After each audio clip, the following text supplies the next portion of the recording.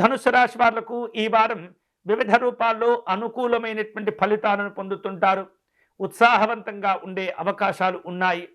శుభవార్తలు వినే పరిస్థితులు కూడా కలుగుతూ ఉంటాయి. సాంఘిక జనసంక్షేమ సంబంధమైనటువంటి కార్యక్రమాల్లో పాల్గొంటారు.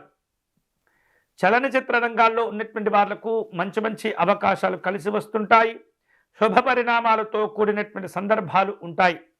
ఆర్థిక వ్యవహారాలు ఈ వారం ఈ ధనుస్సు రాశి వాళ్లకు సానుకూలంగా మారిపోతూ ఉంటాయి. ఇతరులకు సహాయం చేసేటటువంటి ఉత్తమమైనటువంటి స్థితిలో ఉంటారు. ఆపదలో ఉన్నటువంటి వారిని ఆదుకుంటారు.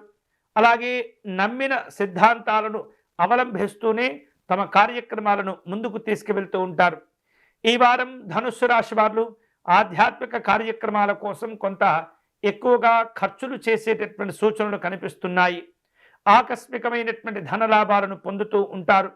నూతన ప్రయత్నాలు, నూతన ఆలోచనలకు శ్రీకారం చుడుతుంటారు. అవి సత్ఫలితాలను కూడా ఇస్తూ ఉంటాయి.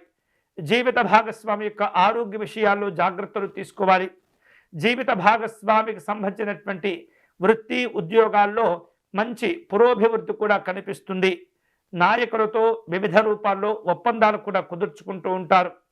కుటుంబ పరంగా నిర్వహిస్తున్నటువంటి వృత్తి వ్యాపారాల్లో ఆశాజనకమైనటువంటి ఫలితాలు ఏర్పడుతూ ఉంటాయి. సంతాన సంబంధమైనటువంటి శుభవార్తలు ఉంటాయి.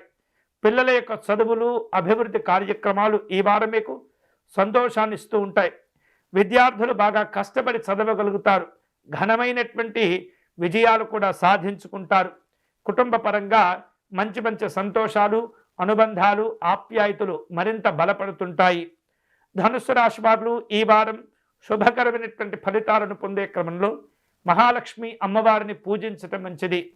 అష్టలక్ష్మి అమ్మవారి స్తోత్ర పారాయణం మేలు చేస్తుంది. అమ్మవారికి కుంకుమ పూజ, క్షీరాన్నము నివేదన, అలాగే పేదవారికి కాయగూరలు దానం చేసుకోవటం, ఇవన్నీ మంచి మంచి పరిహారాలు.